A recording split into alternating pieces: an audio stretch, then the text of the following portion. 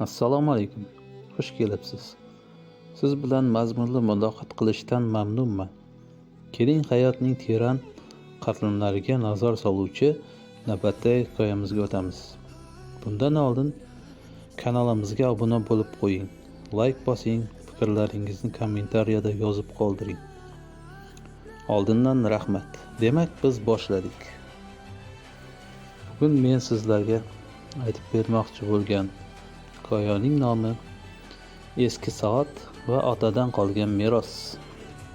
Bir kuni yoshi 70 dan oshgan, ko'pni ko'rgan bir ota o'zining yagona o'g'lini yoniga chaqirdi. Otaning ahvoli og'irlashib qolgan, ammo ko'zlaridagi o'sha o'tkirlik hali ham so'nmagan edi. U yostig'i tagidan eski rangi o'chgan, zanjiri zanglagan bir cho'ntak soatini chiqarib o'g'liga uzatdi. "O'g'lim", dedi ota xorgin ovozda, "bu soat menga bobongdan qolgan. U kamida 200 yillik tarixga ega. Buni senga berishdan oldin bir narsani, soatni qadrini bilishingni so'rayman. Uni ol-da, ko'cha boshidagi soatsozga borib sotmoqchi ekanligingni ayt va qancha berishini so'ra. Lekin sotma, shunchaki narxini bilib kel." O'g'il soatsozga qarab biroz hayron bo'ldi. Soat juda eski, hatto yurmayotgan edi. Buni kim ham olardi deb o'yladi-da, otasining ra'yini qaytarmay soatsozga yo'l oldi. Oradan yarim soat o'tib qaytib keldi. Ota soatsoz buni ko'rib, "Bu juda eski va abgor ahvolda ekan. Faqat ehtiyot qismlari uchun $5 beraman", dedi. Ota jilmayib qo'ydi. "Endi o'g'lim, shu soatni olgin-da, mahalladagi lombardga, garovxonaga bor. Ular qancha berishini so'ra." O'g'il lombardga bordi va birozdan so'ng g'alati kayfiyatda qaytdi. "Ota, lombarddagilar buni ko'rib, bu juda chizilgan va zanglagan ekan. Atigi $10 beramiz deyishdi." Ota yana bosh silkidi va so'nggi topshirig'ini berdi. "Endi esa o'g'lim, shahar markazidagi Davlat tarix muzeyiga bor. O'sha yerda qadimiy ashyolar bo'yicha mutaxassislar bor. Unga shu soatni ko'rsat va narxini bilib kel." O'g'il yo'lga tushdi. Bu safar u uzoq qolib ketdi. Ota derazadan qarab o'g'lini kutar ekan. Uning yuzidagi hayratini ko'rib, nima bo'lganini angladi. O'g'il uyga hovliqib kirib keldi. Nafasi bo'g'ziga tiqilib gapira boshladi. "Ota, ishonmaysiz.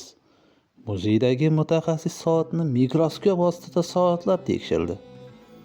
Keyin u hayratdan qotib qoldi va bu soat o'z davrining eng noyob soati asari ekanligini aytdi. Dunyoda bunday soat nusxadan atigi 3 tagina qolganini.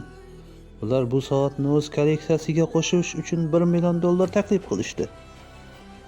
Ota o'g'lini yoniga o'tkazdi va muloyimlik bilan shunday dedi. "O'g'lim, men senga bu soatning narxini emas, sening hayotingda duch keladigan eng muhim haqiqatni ko'rsatmoqchi edim. Noto'g'ri joyda sening qadringni arzon baholashsa, aslo xafa bo'lma. Bu sening yomonligingdan emas, balki ular sening haqiqiy qiymatingni tushunmaydigan soatsozlar yoki lombardchilar ekanidan dalolatdir. O'z qadrini bilgan inson o'zini qadrlamaydigan joyda bir daqiqa ham qolmaydi. Sening haqiqiy qiymatingni faqatgina senga muzey mutaxassisidek professional va qalbi ochiq nigoh bilan qaraydigan insonlargina ko'ra oladi.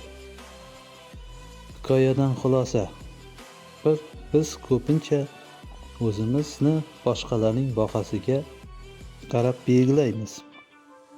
Agar kimdir bizni tanqid qilsa yoki mehnatimizni past baholasa, o'zimizni o'sha eski $5 soatdek his qilamiz. Lekin aslida har bir insonning o'ziga xos dunyo va takrorlanmas qiymatga ega. Atrofingni to'g'ri tanlang. Sizni tushunmaydigan, doim ayb qidiradigan insonlar orasida o'zingizni zangagan his qilasiz. Sabrli bo'ling. Haqiqiy qadringizni biladigan joyini topish va talab etishi mumkin. Hikoyadan xulosa mana shunday, aziz do'stlar. Hikoya yoqqan bo'lsa, videoga like bosing, kanalga obuna bo'ling, fikrlaringizni kommentariyada yozib qoldiring.